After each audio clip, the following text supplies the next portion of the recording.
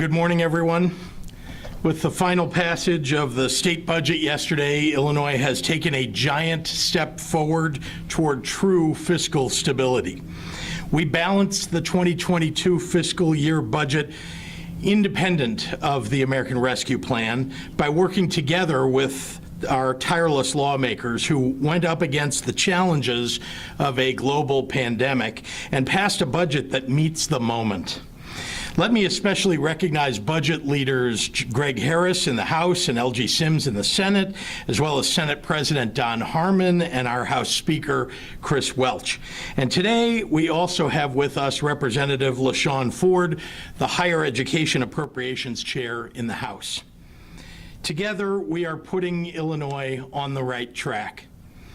12 months ago on this very day, I announced a support package of over $900 million to lift up small businesses, child care providers, renters, working families, and Black and brown communities who were hit the hardest by COVID-19's financial and physical impacts. At this time a year ago, the pandemic had already taken a terrible toll, even though, as we would learn, the worst of the battle was yet to come later in the year. People who knew, some in our own families, people that we knew had become sick. Working families were weary, personally and financially. Grandparents had missed birthdays, holidays, and celebrations in the name of survival. Young people watched the milestones of their dreams, graduations and proms, fly by with none of the grandeur or gowns that they had envisioned.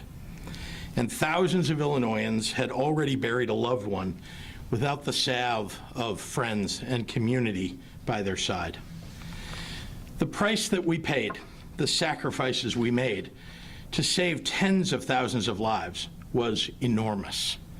But in spite of it, dare I say, because of it, there was hope for life on the other side.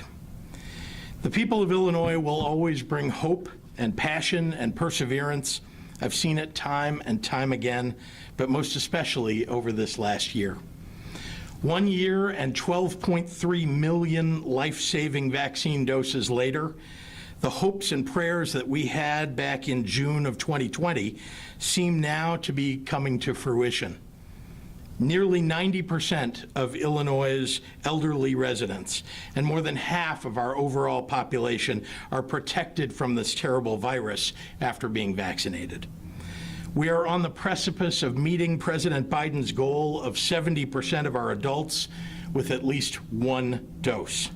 The rates of COVID-19 in our hospitals and our communities are continuing to fall. Businesses are open and hiring. There is a sense of normalcy returning to our communities. Two feelings can be true at once: the trauma and pain of having lost over 23,000 of our family, our friends, and our neighbors to this virus, and the joy and optimism of emerging from this dark period. With that collective sense of caution and relief, we have the chance now to build a bold and responsible and prosperous future for our state if we take it. Balancing a budget is about taking stock of the revenue that we are likely to see over the coming year and allocating them to the short and long-term needs of our state's residents. It's been said that a budget is a moral document because it reflects our society's priorities. This year's budget was especially challenging because it comes with the knowledge that we must not only rebuild from our pandemic losses, but also attempt to overcome the structural imbalance that has plagued Illinois' finances for decades. So it's with great pride that I tell you the fiscal year 2022 budget is a responsible balance, addressing the pain of the pandemic while investing in a thriving future for the people of Illinois. It's a balanced budget that achieves a level of fiscal prudence not seen in our state for 2 decades. For the first time since 2001, Illinois is paying its bills on time. We are also paying off pandemic borrowing early. We're meeting our full pension obligation, and we're saving taxpayers tens of millions of taxpayer dollars along the way. We did this because we're keeping our operating budget flat aside from education and critical life-saving human services. We made cuts that address the structural imbalance that has too often hurt our state's working families. That means we're cutting over $500 million in recurring spending on corporate tax loopholes, the benefits of which went to international businesses, most of whom made hefty profits even during the global pandemic. Managing our state's spending, reducing our debt, paying our bills on time, and making structural fixes doesn't solve all of Illinois' fiscal challenges, but it demonstrates a positive change in the direction of our finances. After the most difficult year in memory, Illinois is making a major comeback. And in every way we can, we are using federal one-time assistance to make critical one-time investments that stimulate economic growth and jobs and opportunity for our people so that we can build back better from our pandemic-induced economic crisis. Our state was one of the first and only states to get sizable pandemic relief out to residents quickly and efficiently last June, and we laid a blueprint for a strong and inclusive recovery that we're executing on today. Take our business interruption grants program. Last year, we were able to deliver $275 million and a fighting chance to over 9,000 small businesses in over 600 cities and towns statewide. Even more relief is needed. So this year, we're devoting even more funding, $300 million to the new Back to Business grant program so that even more entrepreneurs and workers can get back to the job that they love. Last year, our emergency rental and mortgage assistance programs kept over 56,000 households safe and sheltered at home during the pandemic. It was clear when we implemented last year's housing relief programs that the need was far greater than the dollars allocated to our state by the federal government. So in May, I announced that Illinois is expanding rental relief to $1.5 billion, nearly 4 times the amount that was available last year, with an additional $400 million coming later this summer for mortgage assistance. We're also building on our nation-leading work in supporting the child care industry, something extraordinarily important to me personally. This is critical for helping women return to the workplace. Last year, we delivered direct relief to 5,000 child care centers and homes in 95 of our 102 counties. The program was so successful that Illinois is using our American Rescue Plan dollars to expand that $290 million program by another $280 million. Business relief, housing stability, child care support, these are the pillars of a recovery that is truly inclusive of working families. And we're not stopping there. We're using $1 billion of our relief dollars to jumpstart critical infrastructure projects in our plans to rebuild Illinois. IDOT, local governments, and labor leaders across Illinois have worked together and have already improved over 2,700 miles of state and local roadways in under 2 years. And this influx of funding will deliver more jobs and better infrastructure to Illinois even faster. We're investing in violence prevention at all levels, never before seen in Illinois, and doing so in a comprehensive, compassionate way that honors the humanity of the neighborhoods that we're seeking to reach. And as more and more Illinoisans and out-of-state visitors hit the road this summer, looking for the next great tourist adventure right here in our state, we're offering Main Street Festival grants, tourism promotion dollars, and additional capital for local economic recovery in areas hit hardest by the standstill of the last year. Even armed with the medical miracle of vaccines, a pathway back to normal won't be easy. But here's what I know. Illinois is a great state. It's great because our people are great. Our people are the most resilient, hardworking, responsible, compassionate, decent, and unrelenting people. We know how to look out for one another. Our state budget does more than just honor that spirit, it reflects it.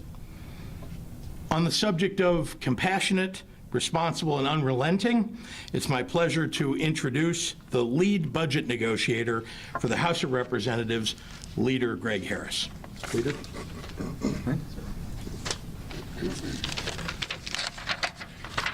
So good morning. It's really good to actually be back at an in-person event in an area where now, that we can sometimes, when it's safe and appropriate, go mask-free. I mean, there's real progress being made.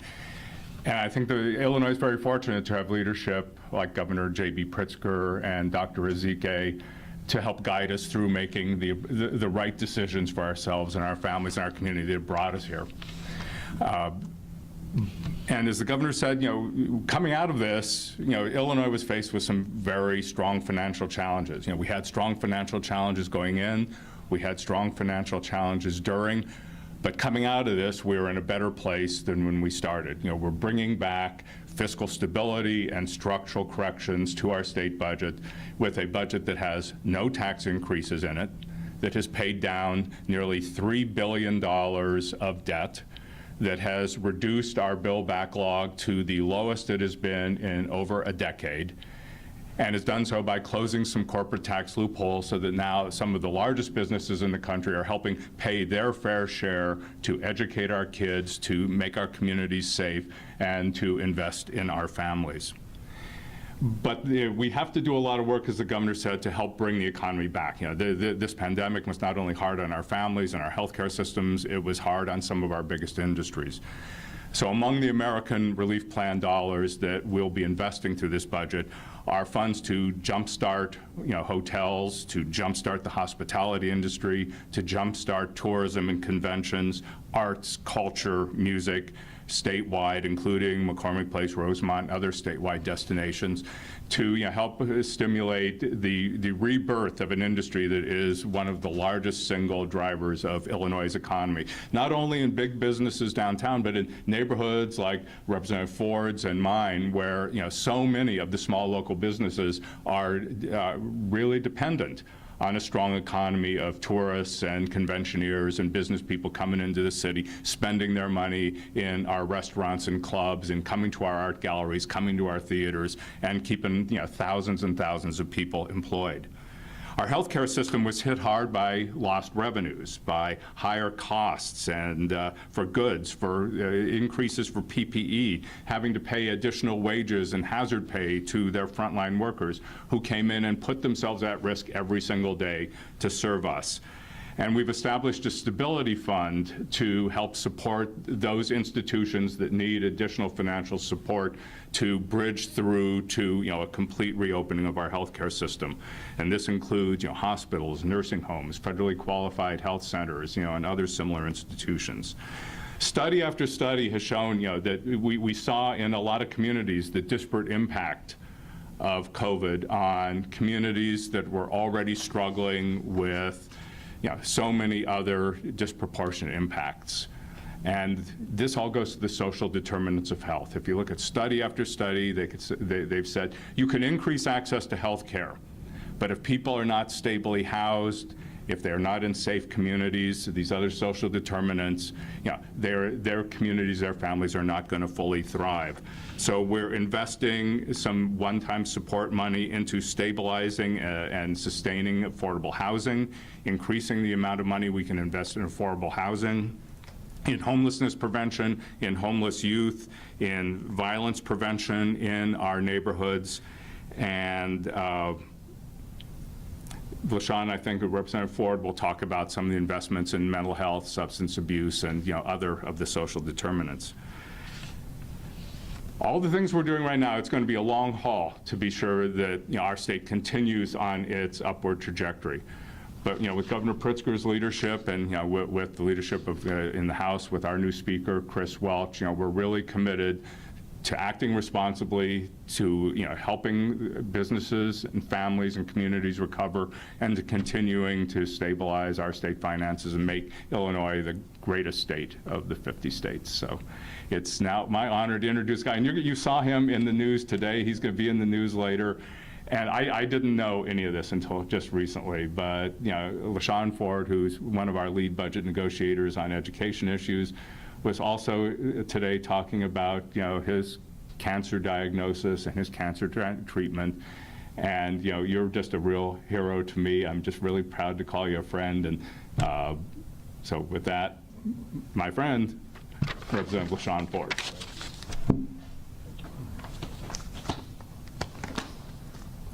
Thank you, Leader Harris. And, I never got to tell you all those budget meetings early in the morning. You want to make them a little later, that'd be great. He's a very good leader, and I really appreciate being under his leadership on the budget team. And now is my time to thank the governor for his work as a governor. I've served under 3 governors, but Governor J.B. Pritzker is one that I'm very, very proud to serve under, because he's different than any other governor that I've served under, because he understands the state, he understands the problems that the state face, and he learned quickly on the job on how to make sure we pull this state together after honor. He put together a strong team with Dan Hines and his other leadership team to make sure that we were able to recover after honors, after the honor years. And the other part that I really appreciate about the governor is that he talks about the state, the entire state, and it's never about Democrats only. He's about building up the entire state.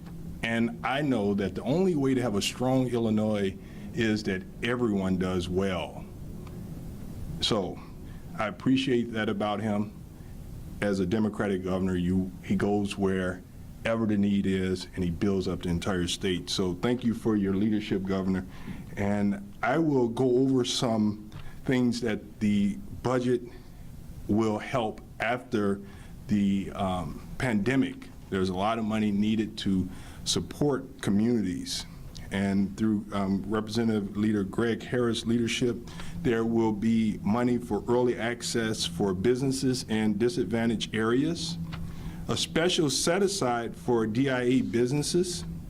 There would be money for community navigators, trusted local businesses and faith groups to assist small business people access to grants and loans and other assistance. There would be special equity and access funds, special support for safety net hospitals. There is social determinants of health money for special new community-based programs funding for trauma-informed mental health and substance use disorder, special funds for first responder mental health, and we know that the suicide rate is on the rise, so there's money for suicide prevention. We know that teenagers across the state, not just in the west side and on the south side, teenagers all over need support, so there's money for expanded Teen Reach summer youth programs, summer jobs for youth, and a major increase in violence prevention and mentoring programs. These are just a few of the items that I mentioned, and you heard the Leader Greg Harris mention some things, and you heard the governor talk about a lot of issues, and all of these are the state issues and not Democratic issues, although it was only Democrats that voted for the budget. But we did it for everyone, and that's what Democrats do. And I'd like to invite our strong Governor, J.B. Pritzker, back to take questions. Thank you, Mr. Governor. Thank you, Representative. Before I take questions, I want to take a moment to make a bittersweet announcement. The past 2.5 years have been some of the most difficult in the history of state government, even more so than normal. These past few years have required superhuman dedication by those who work in the highest levels of government. being away from their families all hours of the day and night, and making agonizing decisions about saving lives and protecting livelihoods. The bonds you create in these times of crisis last a lifetime. Beside me, every step of the way, has been Deputy Governor Dan Hines, who has been a steady first mate to steer our fiscal ship out of decades of turbulent waters, the last one having been one of the rockiest. He has been my friend for over 30 years. Dan, from day one of your service in this administration, you helped breathe life into state government agencies that have been hollowed out and belittled for years. In our first year, you helped to land a bipartisan agreement on a balanced budget that made unprecedented investments in our infrastructure and human services. Since then, you've helped to bring more structural balance by leading a team that consistently finds creative ways to get every dollar we're entitled to receive from the federal government, reducing the burden on Illinois taxpayers. You found efficiencies where no one else saw them. You helped reach a landmark deal with AFSCME, treating our workers fairly and generating hundreds of millions of dollars in savings for taxpayers. Throughout this pandemic, you found ways for us to support our small businesses and our industries, keeping thousands of them alive during the hardest days and deepest uncertainty. You focused on helping them rebuild, evidenced by the $570 million in rebuilding support in this budget. For the first time in years, Illinois doesn't have a debt backlog. And we paid off billions in outstanding debts, including to small businesses that provided services for the state and depended on those prompt repayments to stay open and to pay their staffs.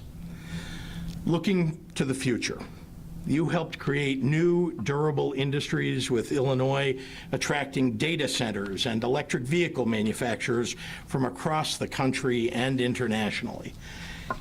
And I want to close by thanking you for helping me to accomplish something that no one else in state government has been able to do despite 75 years of trying. Consolidate downstate police and fire pensions so that they could reap the savings and benefits of becoming a large pension fund instead of a piecemeal of nearly hundreds of tiny funds that all paid administrative expenses and were shut out of the highest earnings of large investment funds.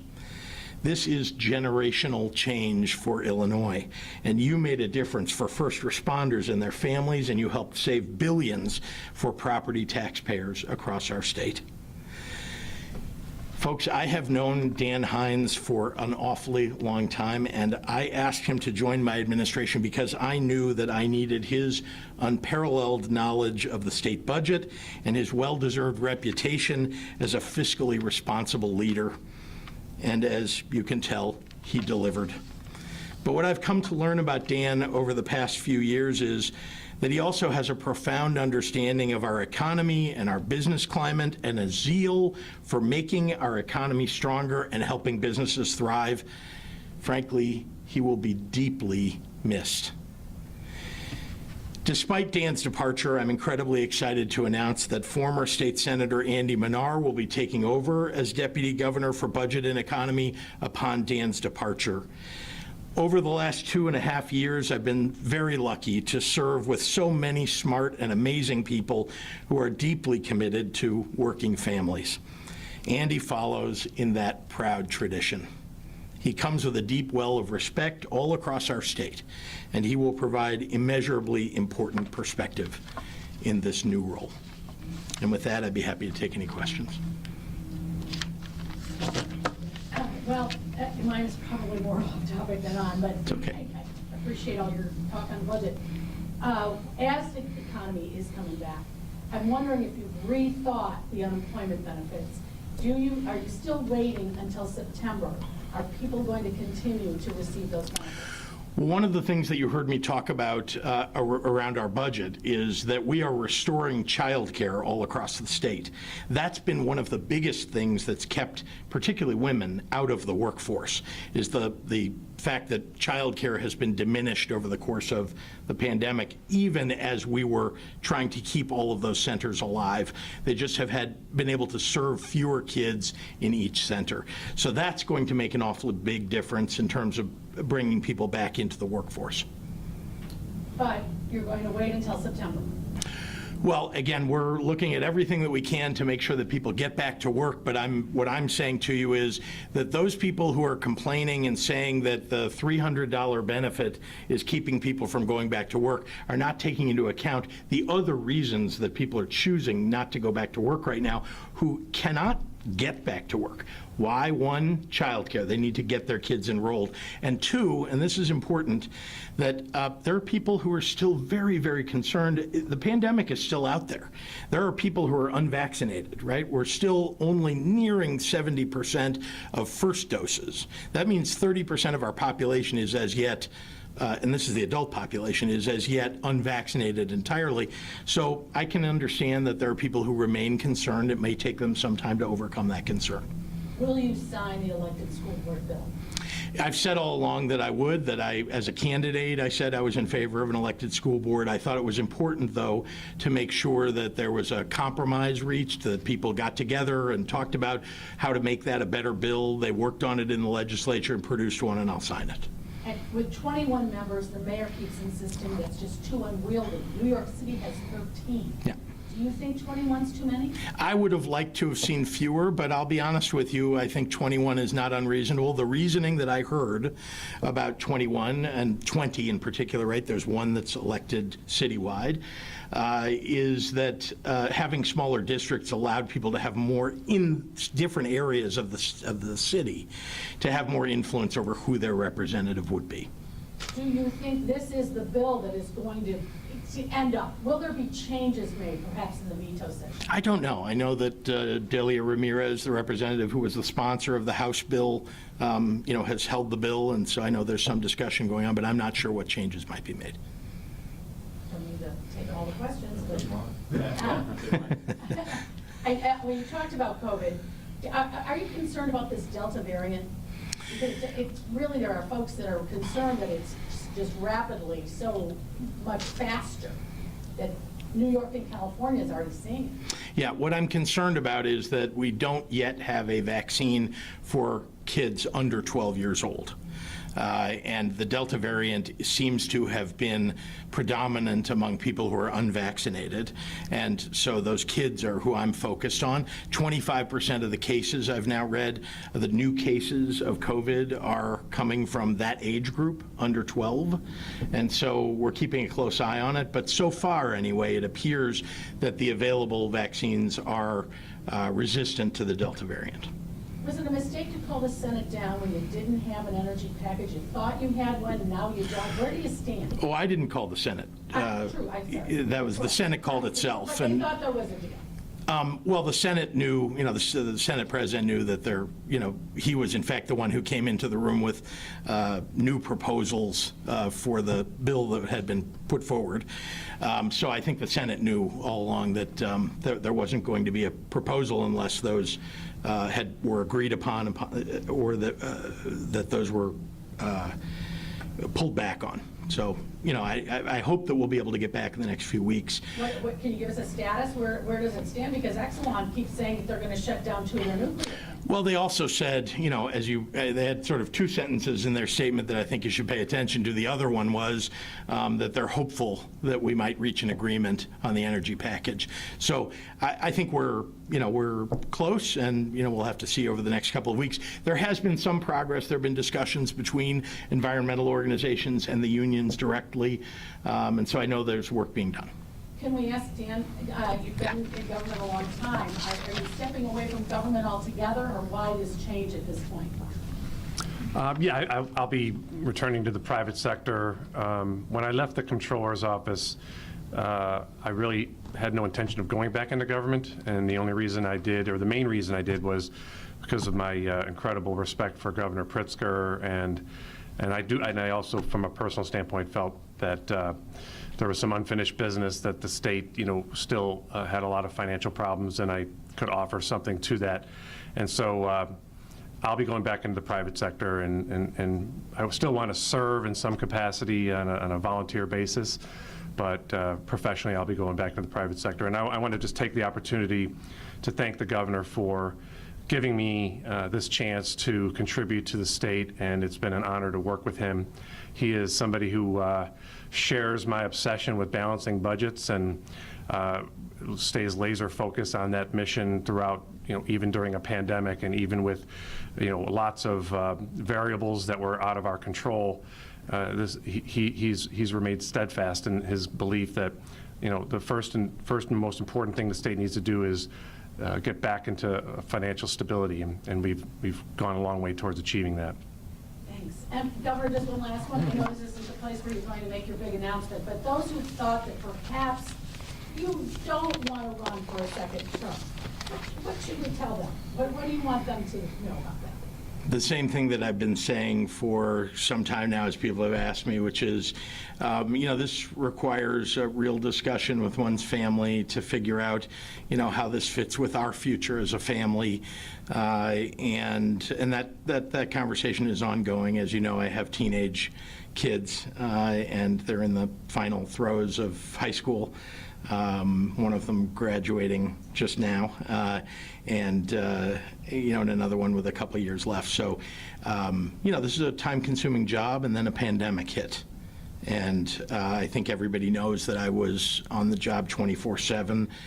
Even when I was home, I was, managing. I was in press conferences taking questions from you and others, even from home when we needed to stay at home. So, but that didn't mean, I could spend time with my family. I was, cloistered in an office trying to manage all the challenges of the state. So I promise I'll get a decision for you as soon as I can.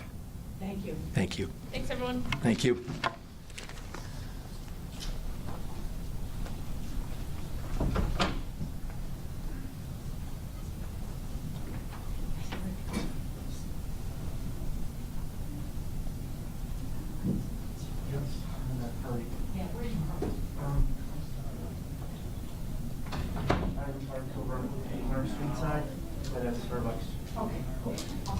Which isn't there anymore. Yeah, I know. I'm telling you about it. All right, guys, have a good day.